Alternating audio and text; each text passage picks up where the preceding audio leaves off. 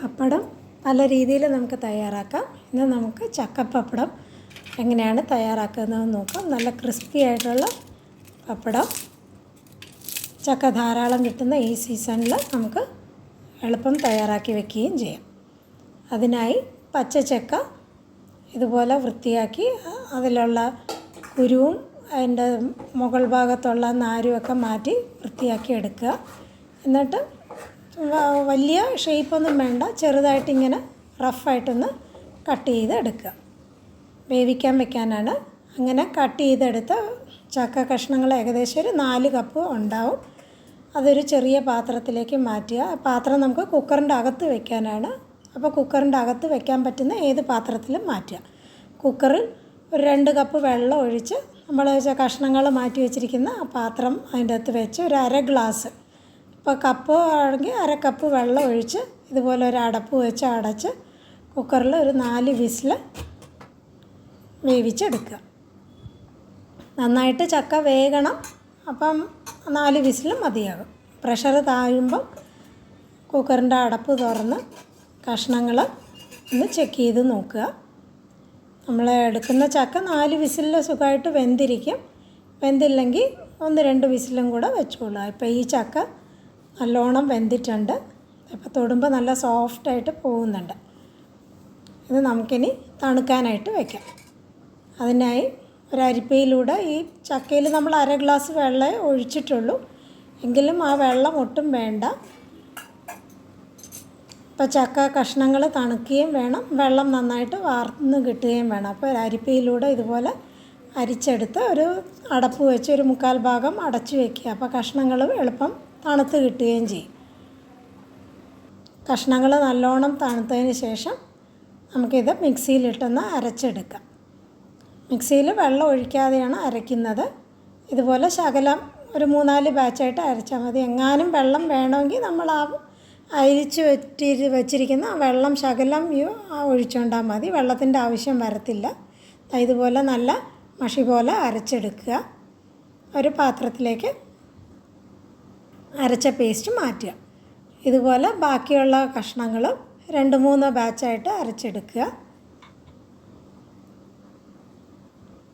ഇതിപ്പം അരച്ചെടുക്കുമ്പം അതിലേക്ക് ഒട്ടും തന്നെ വെള്ളം ചേർത്ത് അരയ്ക്കേണ്ടി വന്നിട്ടില്ല. കഷ്ണങ്ങൾ മാത്രം വെച്ചാണ് ഇതുപോലെ അരച്ചെടുത്തിരിക്കുന്നത്. അതൊരു മിക്സ് ചെയ്യാൻ പറ്റുന്ന കുറച്ചും കൂടെ വലിയ പാത്രത്തിലേക്ക് മാറ്റുകയാണ്.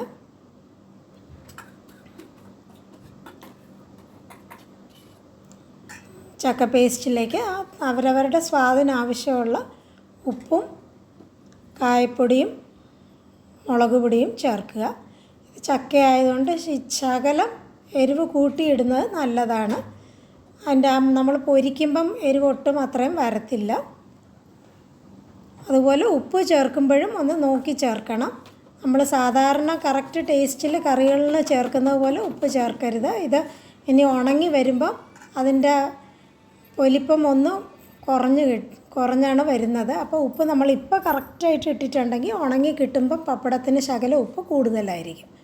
നന്നായിട്ട് മിക്സ് ചെയ്ത് മാവ് കയ്യിൽ നല്ലോണം വെള്ളം നന്നായിട്ട് നനച്ചിട്ട് ഇതുപോലെ ചെറിയ ഉരുളകളായിട്ട് എടുത്ത് പിന്നെയും കൈ ഒന്ന് വെള്ളത്തിലൊന്ന് മുക്കി നനച്ചെടുത്തോളുക. എന്നിട്ട് ഇതുപോലെ ഒന്ന് പരത്തിയെടുക്കുക.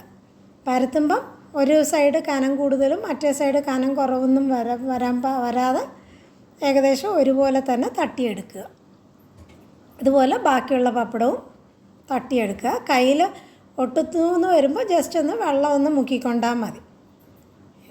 ഇതുപോലെ ബാക്കി പപ്പടങ്ങളൊക്കെ പരത്തിയെടുത്തിട്ട് നന്നായിട്ട് വെയിലത്ത് വെച്ച് ഉണക്കിയെടുക്കുക.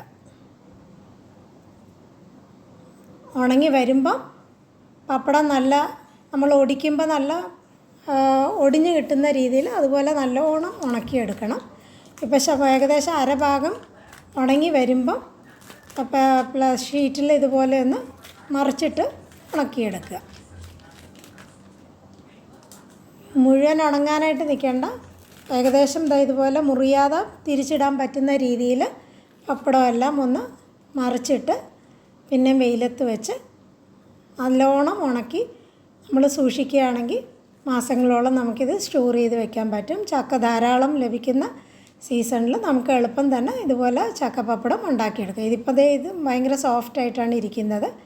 ഇത് വെയിലത്ത് വെച്ച് നല്ലോണം ഉണങ്ങി കിട്ടുന്നവരെ ഉണക്കിയെടുക്കുക. നമ്മളത് ഉണങ്ങി വരുമ്പോൾ നമുക്ക് അറിയാൻ പറ്റും, നല്ല ഒച്ച കേൾക്കുന്ന രീതിയിൽ ഇതുപോലെ ഉണങ്ങി കിട്ടും. അത് നമ്മൾ ഒടിക്കുകയാണെങ്കിൽ ഇതുപോലെ നല്ല സൗണ്ടിൽ ഒടിച്ചെടുക്കാനും പറ്റും. ആ രീതി വരെ നന്നായിട്ട് ഉണക്കിയെടുക്കുക. എന്നിട്ട് അത് പൊരിക്കാനായിട്ട് എണ്ണ ഒരുപാട് ചൂടാക്കരുത്, ഒരു മീഡിയം ചൂടിലായിരിക്കണം നമ്മൾ ചക്കപ്പപ്പടം പൊരിച്ചെടുക്കാൻ. സാധാരണ പപ്പടങ്ങളോ അല്ല കപ്പ പപ്പടമൊക്കെ നമുക്ക് ശകലം കൂടെ ചൂട് എണ്ണയിലാവാം.